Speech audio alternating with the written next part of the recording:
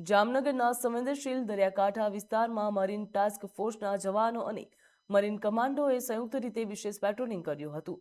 આ દરમિયાન દરિયાઈ સીમામાં કિનારાપટ્ટી તથા વિવિધ વિસ્તારોમાં સતત નજર રાખવામાં આવી હતી। ઓપરેશનનો મુખ્ય હેતુ દરિયાઈ માર્ગોમાં થતી ગેરકાયદેસર પ્રવૃત્તિઓ, ઘૂસણખોરી તેમજ દાણચોરી અને અન્ય સુરક્ષા સંબંધિત જોખમોને રોકવાનો હતો। ટીમે સંવેદનશીલ વિસ્તારોમાં સઘન ચેકિંગ અને પેટ્રોલિંગ હાથ ધર્યું હતું, જ્યાં મરીન કમાન્ડોએ આધુનિક સાધનો અને સુરક્ષા ઉપકરણો સાથે દરિયાઈ વિસ્તારોમાં ચુસ્ત નજર રાખી। શંકાસ્પદ હિલચાલ ઉપર તાત્કાલિક પ્રતિસાદ આપવા માટે વિશેષ ટીમો પણ તૈયાર કરવામાં આવી છે, જ્યાં જામનગરના દરિયાકાંઠે હાથ ધરાયેલા સઘન કોસ્ટલ પેટ્રોલિંગમાં સુરક્ષા વ્યવસ્થાને વધુ મજબૂતાઈ મળી। જ્યાં મરીન ટાસ્ક ફોર્સ અને મરીન કમાન્ડોની સંયુક્ત કામગીરીથી દરિયાઈ માર્ગમાં થતી ગેરકાયદેસર પ્રવૃત્તિઓ ઉપર અસરકારક નિયંત્રણ રાખવાનો પ્રયાસ પણ હાથ ધરવામાં આવ્યો છે।